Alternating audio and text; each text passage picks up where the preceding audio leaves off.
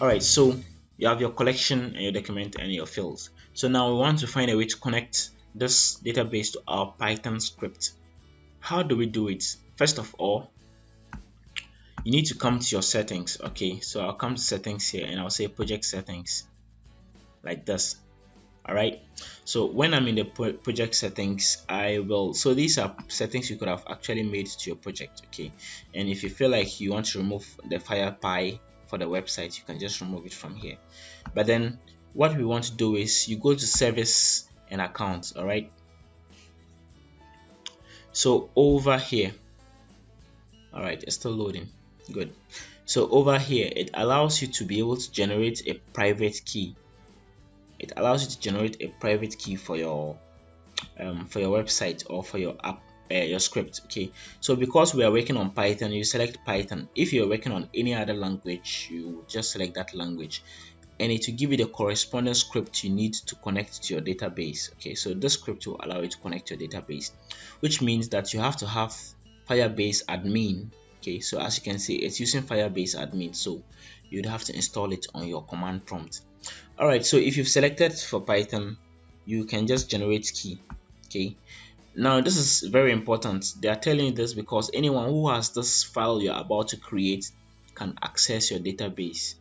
Alright, so you have to be careful what you do with it or where you keep it.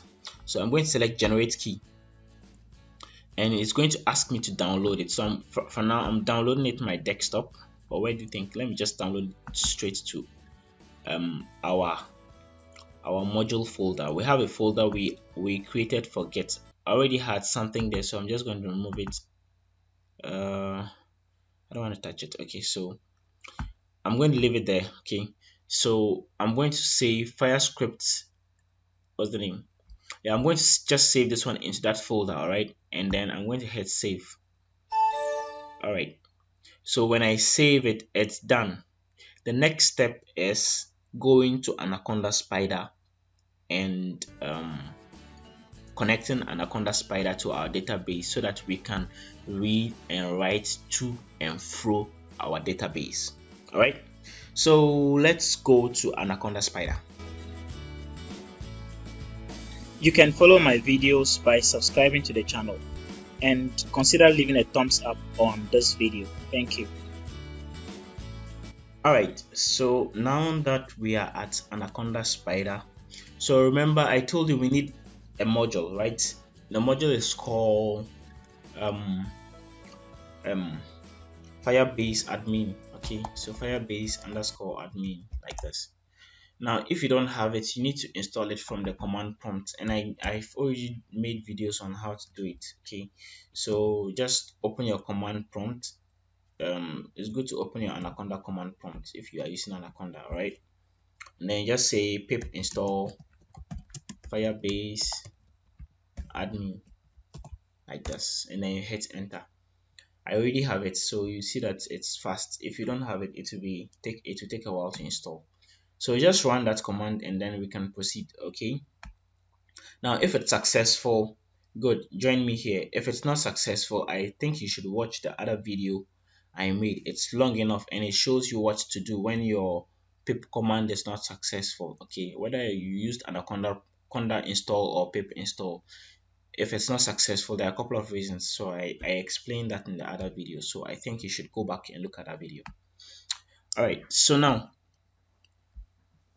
I'm assuming you have installed Firebase admin. Okay, so I'm going to say from Firebase admin. Now let me just quickly show you. We downloaded this fire script. Remember, we downloaded this fire script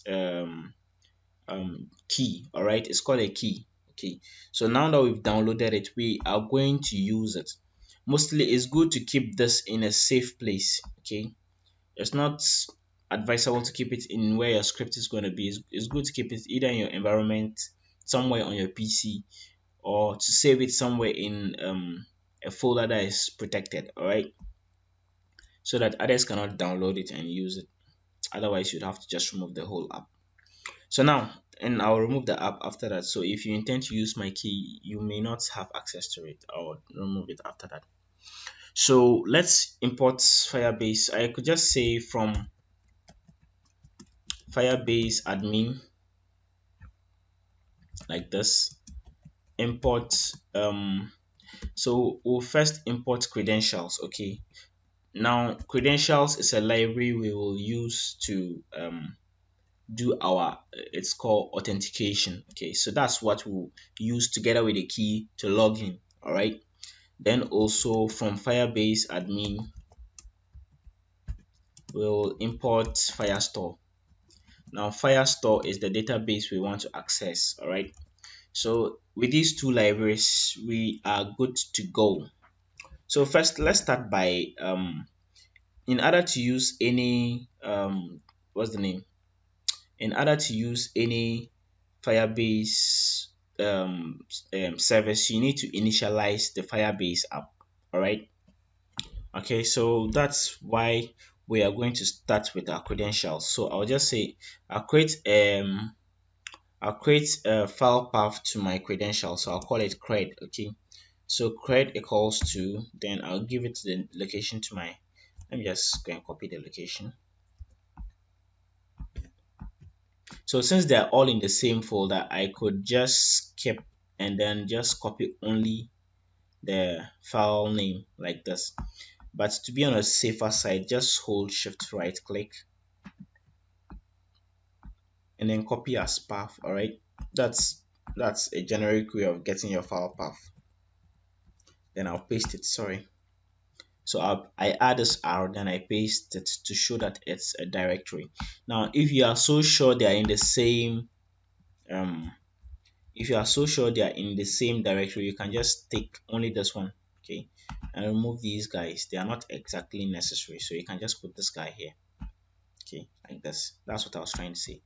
But to be on the safe side, just keep everything like this, okay, so that you know anywhere you are using your scripts from any direction, it's always going to look for this file path.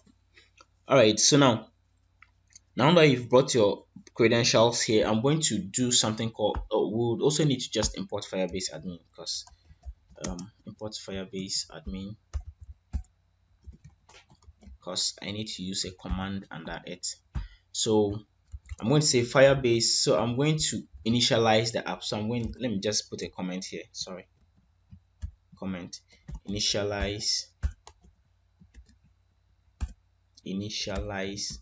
the app. Now, Firebase, initialize Firebase. This is a one-time code. Okay, so what I'm coming to write, you only run it once, and after that you stop. All right, so now I'm going to say Firebase admin, okay, dot initialize,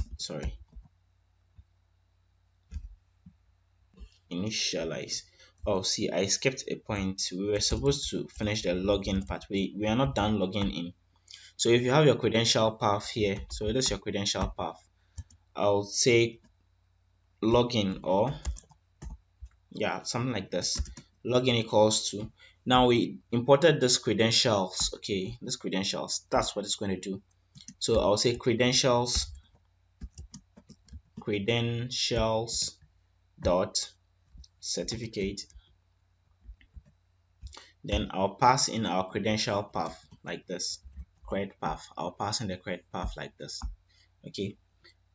So when you pass in your credential path, then it will automatically like check to see if you are the one, stuff like that, if it can have access to the database. All right, then after you are done, you can now come in and then you can do your what's the name, initialization. So I'll say Firebase admin dot initialize Firebase. All right, no, not Firebase, initialize app. Okay, then over here what I'm going to pass is, I'm going to pass in this our login credentials. Okay, it's a one-time thing, so when you, for now, let's run it, see if we get any errors. All right, good. So now that we've not gotten any errors, we're going to comment this out. If you don't comment it out and you run it again, you're going to have issues like this. Well, it's not really any issue, they're just telling that you've already initialized it, so don't bother initializing it again. So I'm going to comment out this one and I'm going to proceed here. So I'm going to say, so now we are going to either read or write from our database. Okay, so let's start by reading.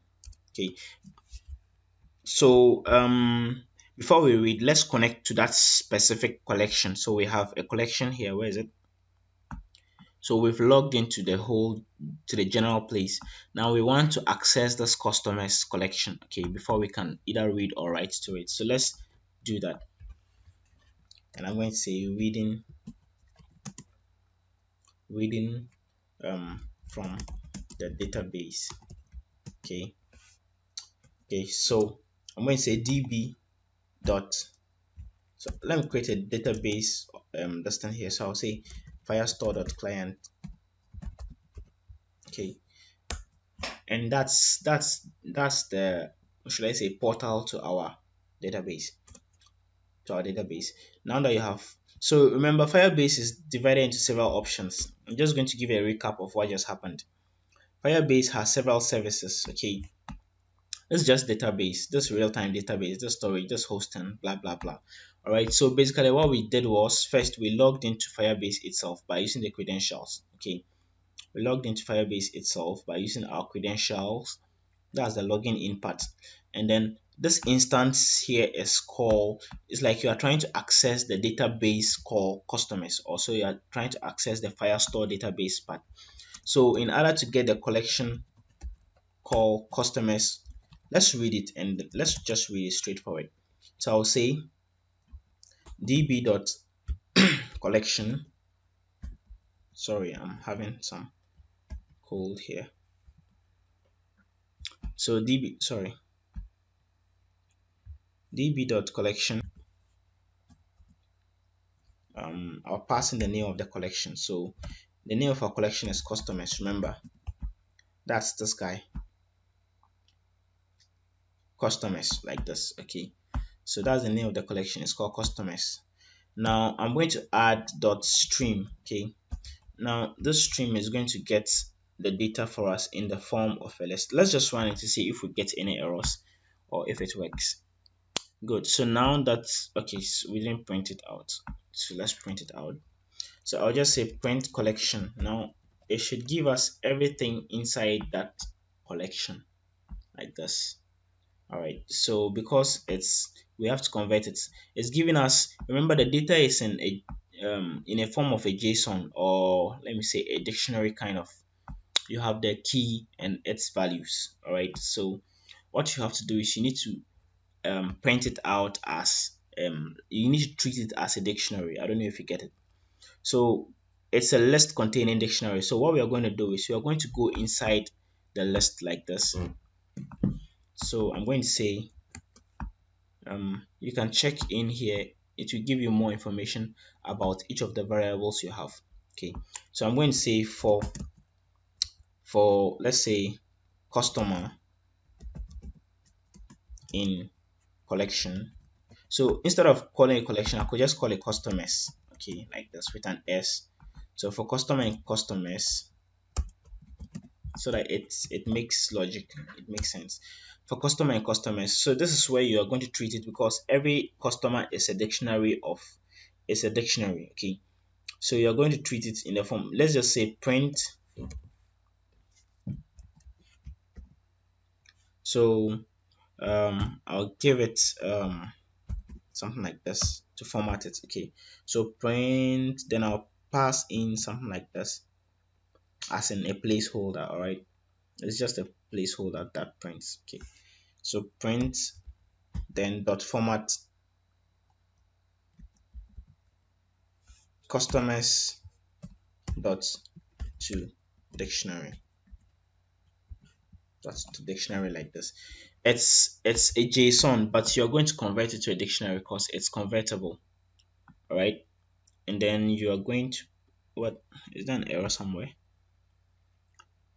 Problem decoding source. What's this? Oh yeah, sorry, I'm using an f string at the same time dots to format, so I'll just remove the f string. They don't work together. I mean, if you are using an f string, fine. If you are using a dot to format, fine. Okay, so let's run it again. Good. And you can see that it has printed, so it has converted this person Kenneth Okran to a dictionary, and it has printed it out. It has also converted this person to a dictionary and has printed it out.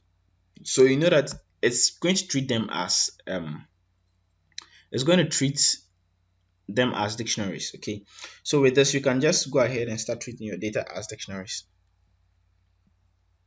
Okay, and remember we've already dealt with dictionaries. Okay, so you can just say, instead of doing this, I'm going to put it in this style. So you can say something like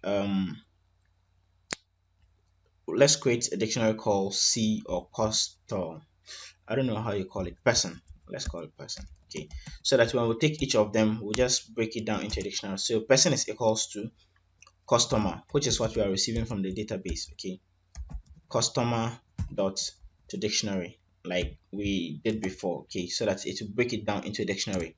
And then now let's say perhaps you just need the name of the customer, so you can say print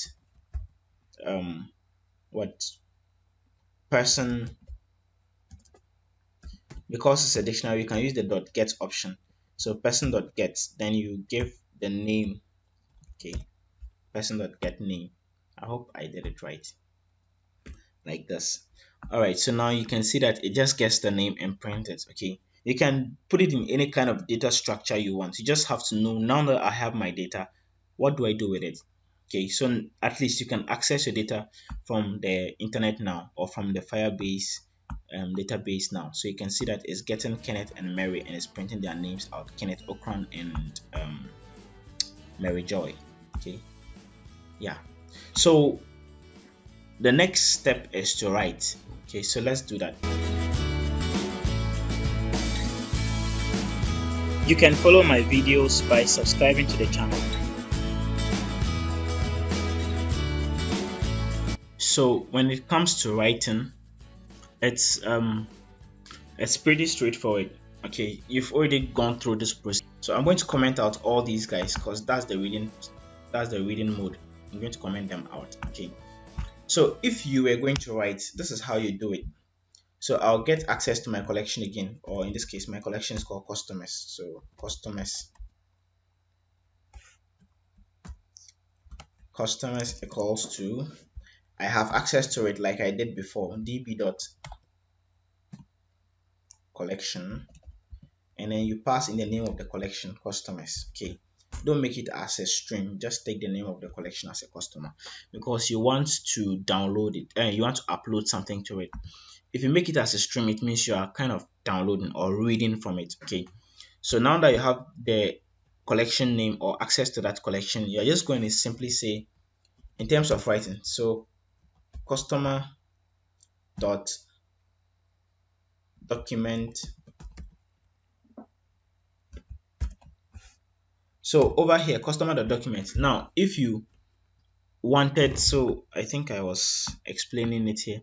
So you see over here we had the option to either give our own name to it, like maybe you are giving a new name, Justine. Okay, you could either choose to give your own ID, or you would allow the database to give its own ID to the person. And by the way, name is not a very good ID. Don't use name as ID. I'm only using it for convenience sake. Okay, an ID should be unique and non-duplicate. Okay, all right, so let's just go back. So over here, if you want to pass in your own ID, you can pass it. If you leave it empty, then it automatically create an ID for it. So I'm just going to give I'm going to give, what's the name, my own ID. So in this case, I'll give Justine as an ID. Okay, so dot set. Now if I, or let me just, if I pass on this ID, it's going to create a document called Justine. And if I say dot set, then I'm going to pass in a dictionary to it. Remember, it takes something like a dictionary, key value pairs, right? So I'm going to pass this dictionary to it, and I'm going to give it information about this new customer. So I could say name. Remember, it has to be consistent. Okay, name is Kojo Justine. all right, comma, age is 20, comma, what's the other one? We took three things, right? Contact, right?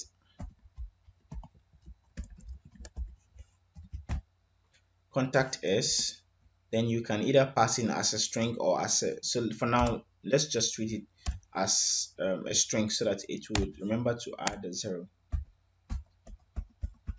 So these are random numbers, please, they are not real numbers. Okay, so this is the new customer we've just added. So you could have been reading the information from another data structure. So let's say from an Excel sheet, you convert that Excel sheet into a dictionary.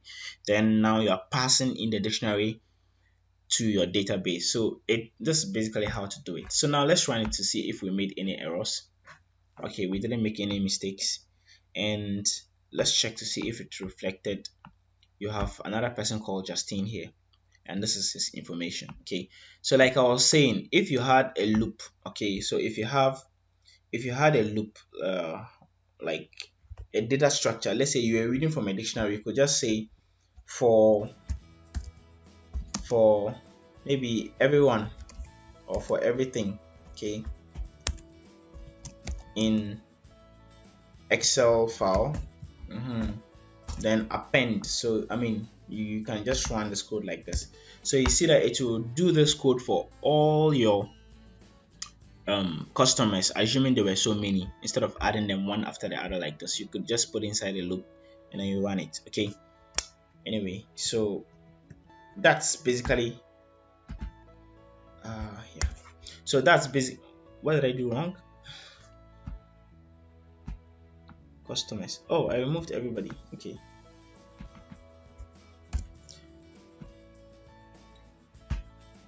okay, so to write you just need more like 2 lines of code to write, okay, and to read similarly you just need a line of code to read. It's just that you have to convert your data to a dictionary and then you're okay to go. So that's basically how you can deal with Firebase or Firestore database. All right, it's not so different from the real-time database. You just have to know which one works for you. The real-time database saves, instead of saving it in a manner like collection, documents, and then fields, the real-time database saves information in the form of JSON. There's no time to create it. Perhaps we can do it in another video. Okay, so it creates the data in a JSON, and what happens is it basically saves it in some kind of dictionary form. It's called a key value pair form. Okay, it's not different, but personally I enjoy using the Firestore database, and this one is more organized for me, and it's mostly used when you are dealing with a large number of collections. So like I was saying, you have customers, you have employees, you have managers, you have, I don't know, branches, whatever. That's how you do it. All right,